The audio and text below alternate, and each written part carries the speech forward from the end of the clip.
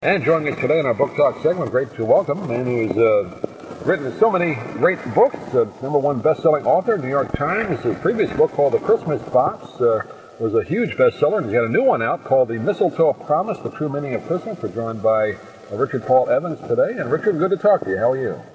Good to be with you. Thank you. Yeah, I had a chance to read through the book. Now, I don't like to give away too much when I read novels, so I'm going to let you do that, but it's an interesting premise you came up with here.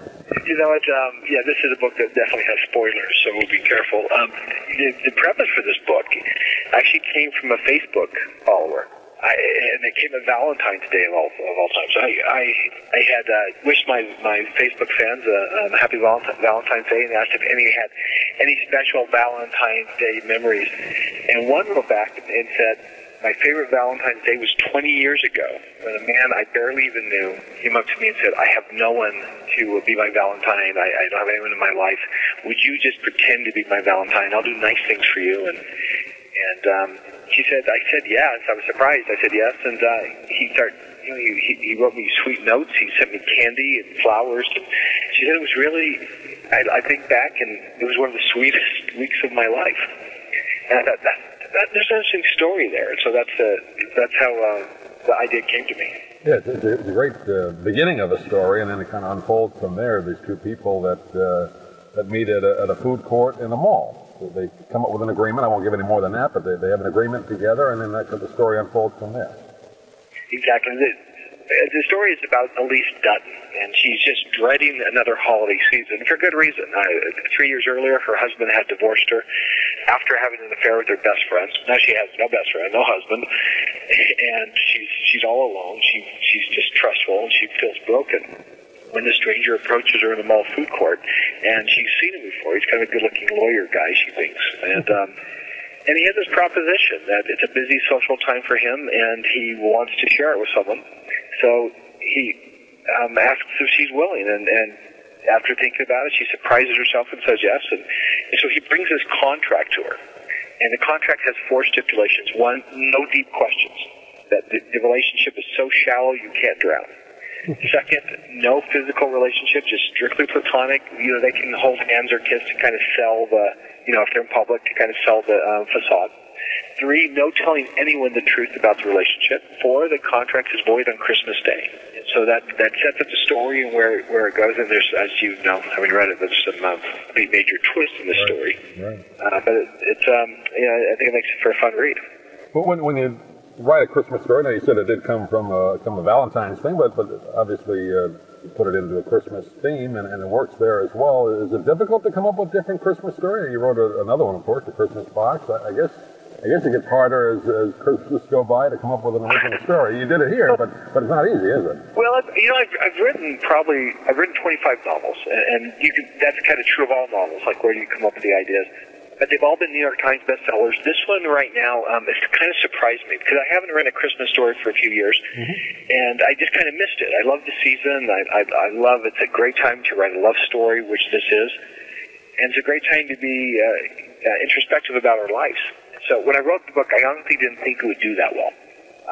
I have a lot of fans, so I thought, it's going to hit a bestseller list, but I don't think it's going to be huge. And it's actually only came out yesterday. It's in its 3rd printing already. It's kind of blowing out what we thought it might do, and the response has been crazy. I've had more people tell me this is their favorite of all my books than I have in years, and that just surprised me because I never would have guessed that. Yeah, that's great. Congratulations on that. That's pretty good. Second day, third day to have a 3rd thing already.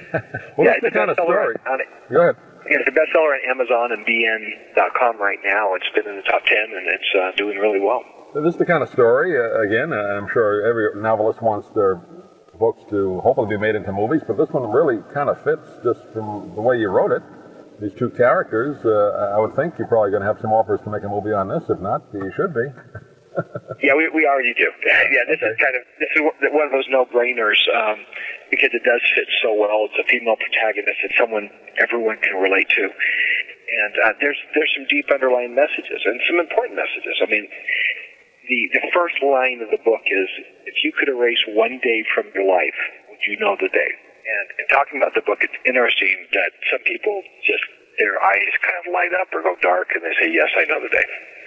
And some people think, no, I can't think of any particular day. And I think that is kind of indicative of what kind of life we've had. You know, some people have had things that are so traumatic and so big that it affects the rest of their lives. And Elise Dutton is one of these people. She's had something. She has a mistake. She's made a mistake that is so profound. It has, as she says, I wake every day in the court of conscience, and I am the jury and the judge, and I find myself guilty every single day of my life. And the book's about forgiveness. It's about forgiving ourselves, because we're unjust. We keep trying ourselves over and over for the same crime. Yeah, what she did was unfortunate, but she would do anything to take it back. And, you know, she's paid enough. It's time for her to move on with her life and to have joy again. Well, when you write or get an idea like this, how do you approach? Do you write an outline? Do you write dialogue in your head, or how do you go about it? You know, I have probably the weirdest writing process. I just kind of go with it. Mm-hmm. I started with this conversation in the food court.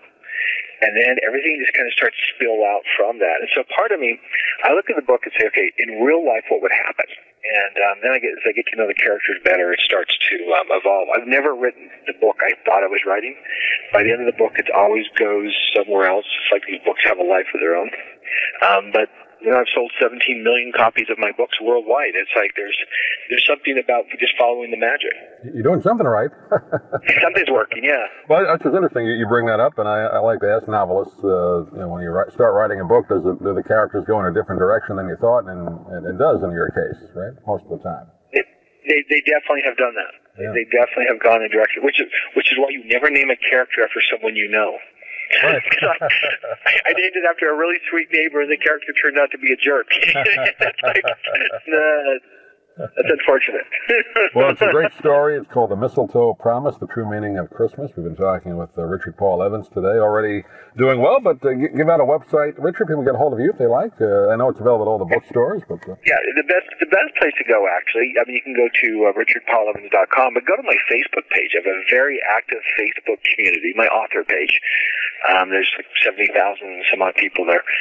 And that's a good place to go. Of course, you can buy the book online. It's a bestseller at Amazon and Barnes & Noble, but you should be able to buy it anywhere. It's it's selling enough copies right now that it's very likely a New York Times bestseller, and it's the #1 holiday book in America right now. Great.